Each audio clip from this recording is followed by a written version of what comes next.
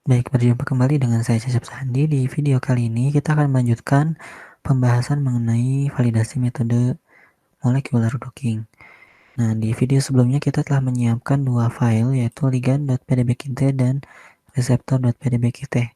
Nah, kedua file ini akan kita gunakan pada proses docking. Namun sebelum kita melakukan proses docking tersebut, kita harus membuat dua parameter, yaitu parameter grid dan parameter docking.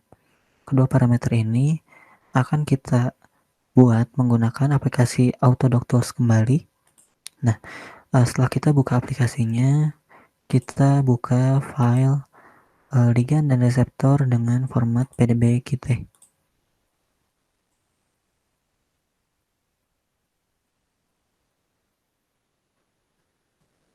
Nah, setelah terbuka, kita akan melakukan pembuatan parameter grid terlebih dahulu. Caranya adalah dengan cara mengklik bagian grid, pilih makromolekul, choose, dan masukkan reseptor. Jadi kita pilih file reseptor ini sebagai makromolekul. Kemudian muncul pertanyaan berikut, preserve input receptor charge. Jadi di sini aplikasi menawarkan bahwa ternyata reseptor yang kita gunakan itu memiliki muatan yang bukan gas Geiger. Nah, di sini aplikasinya bertanya, apakah Anda ingin mempertahankan muatan ini dibandingkan dengan menambahkan gas Geiger? Maka kita pilih iya. Jadi kita akan pertahankan muatan Coleman untuk reseptor. Klik OK. Kemudian kita klik lagi grid, pilih set map types. Selanjutnya kita pilih ligandnya. Choose ligandnya adalah file ligand yang telah kita input. Kemudian klik lagi grid, klik grid box. Nah, di bagian ini karena kita ketahui bahwa ligand yang akan kita gunakan pada proses redocking ini merupakan ligand yang berikatan dengan sisi aktif. Maka grid box yang akan kita gunakan cukup kita arahkan ke bagian ligand dengan cara mengklik center dan pilih center on ligand.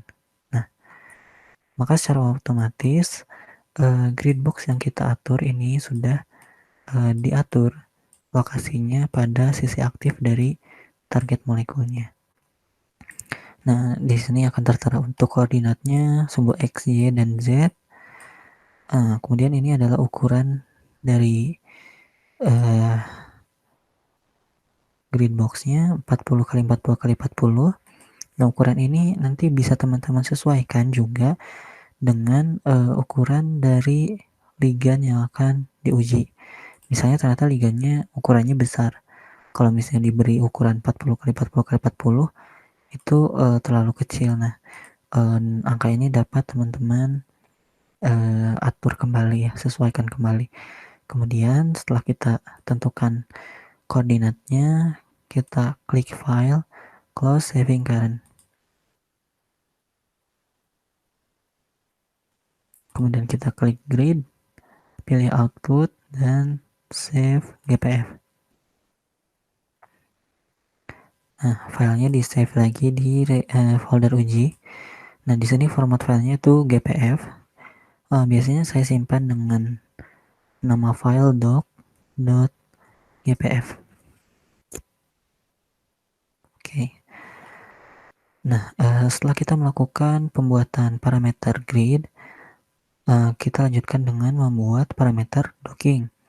Nah, dengan tampilan yang sama dengan hasil yang sebelumnya, tinggal kita lanjutkan dengan mengklik docking, klik makromolekul, set rigid file name.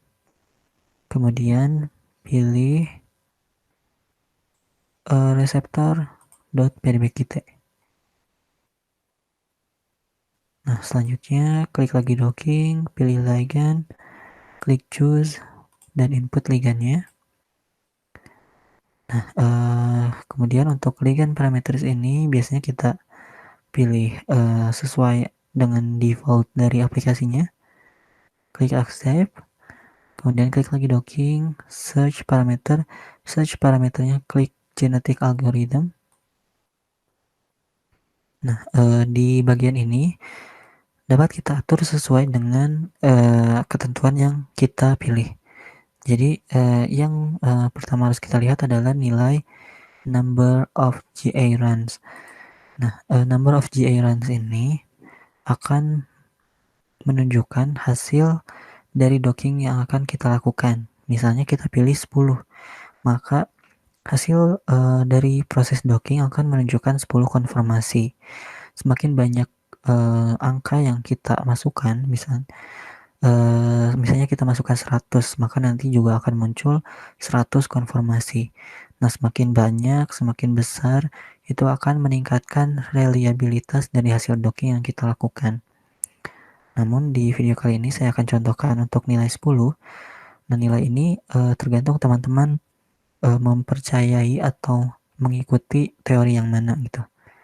Nanti untuk teorinya bisa teman-teman cari di literatur. Kemudian nanti setelah teman-teman sesuaikan, klik accept, klik lagi docking, klik docking parameters. Nah, di bagian ini biasanya kita pilih pengaturan default, klik lagi accept, klik lagi docking, klik output, pilih Lamarckian GA. Jadi untuk genetic algorithmnya kita pilih yang Lamarckian. Kemudian kita simpan filenya di folder uji. Nah, berbeda dengan sebelumnya, kita gunakan ekstensi atau format filenya DPF.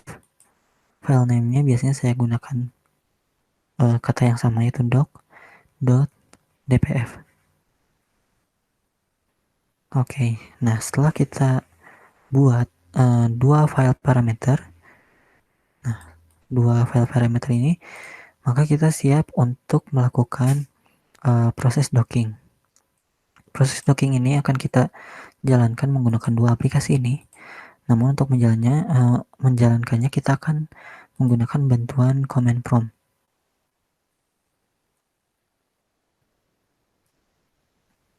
Kita buka command prompt-nya.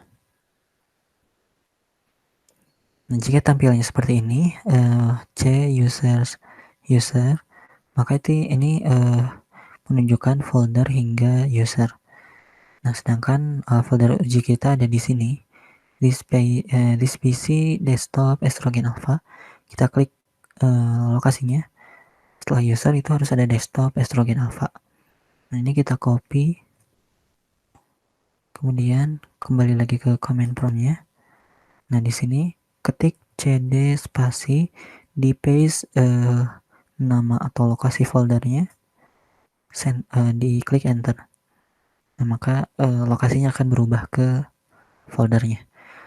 Nah, setelah itu kita terapkan parameter grid yang telah kita buat ke proses dockingnya nanti dengan cara memberikan perintah auto grid 4 spasi min p spasi ketik nama filenya, nama file parameternya. Karena kita akan memasukkan gridnya, maka kita masukkan parameter grid yang doc.gpf.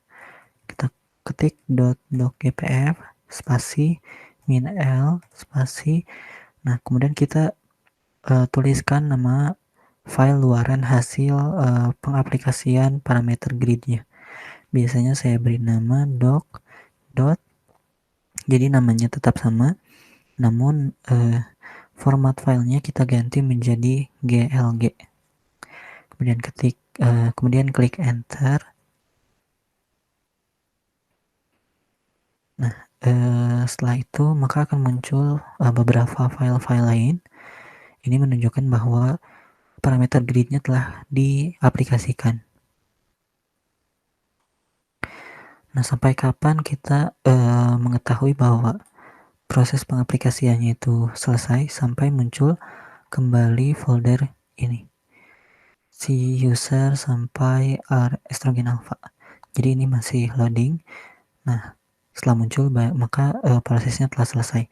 Setelah kita mengaplikasikan parameter gridnya, maka kita masuk ke proses dockingnya, yaitu memasukkan parameter dockingnya dengan cara memasukkan perintah berikut auto dock 4 min p masukkan file parameter dockingnya, doc.dpf spasi min l, ketik nama file luarannya. Biasanya saya masih gunakan nama yang sama, itu doc, dengan format file yaitu dlg. Kemudian klik enter. Nah, untuk mengetahui apakah proses dockingnya sudah berjalan atau belum, kita lihat lagi di foldernya apakah muncul file doc.dlg. Nah, kalau muncul artinya proses docking sedang berjalan. Nah, sampai kapan proses docking ini selesai, dapat kita cek kembali di command prompt-nya. Nah, di sini belum muncul kan ya kembali foldernya. Masih hanya kosong gitu. Kedap-kedip seperti ini. Ini kita tunggu sampai nanti muncul lagi keterangan foldernya hingga estrogen alpha. Atau misalnya kita reload juga di foldernya. Nah, kalau misalnya kita reload, ukuran dari file doc.dlg-nya akan berubah. Ini artinya terjadi penambahan hasil dari running docking-nya. Nah, kita tunggu hingga proses dockingnya selesai.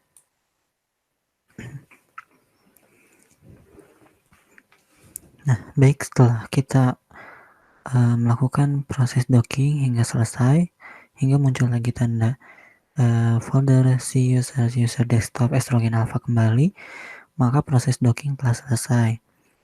Nah, selanjutnya kita akan analisa apakah hasil validasi kita atau proses redocking kita ini memenuhi persyaratan atau tidak. Caranya adalah kita membuka file doc.dlg ini bisa menggunakan Notepad maupun dengan aplikasi Autodoc Tools. Saya di sini akan contohkan menggunakan Notepad terlebih dahulu.